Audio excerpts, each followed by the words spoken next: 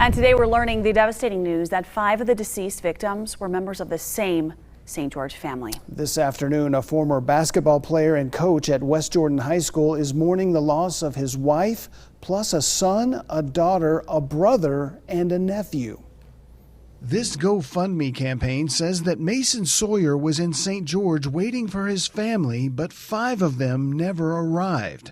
The fundraising page claims that his 30-year-old wife, Courtney, 6-year-old son, Riggins, and 2-year-old daughter, Frankie, were killed in the crash.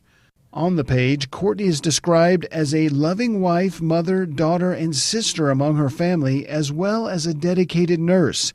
It also says Riggs had recently graduated preschool and loved basketball, superheroes, and Legos. And Frankie was 2 years old, spunky, and known as Daddy's Princess, her brother's shadow, and Mom's mini-me. The GoFundMe says that Mason and Courtney's 4-year-old son, Blue, survived the wreck, but Mason's older brother, 37-year-old Race Sawyer, and his son Ryder did not.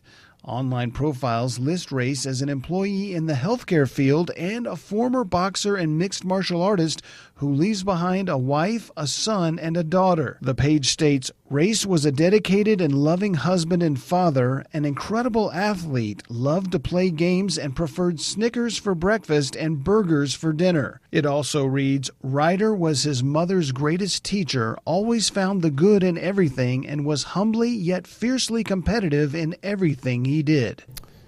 Now, Ryder Sawyer of Lehigh was 12 years old, and that GoFundMe page has already raised more than $100,000 for the Sawyer families.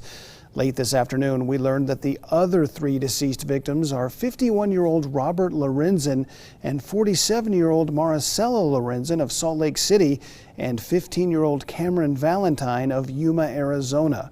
3 other crash victims are still listed in critical condition.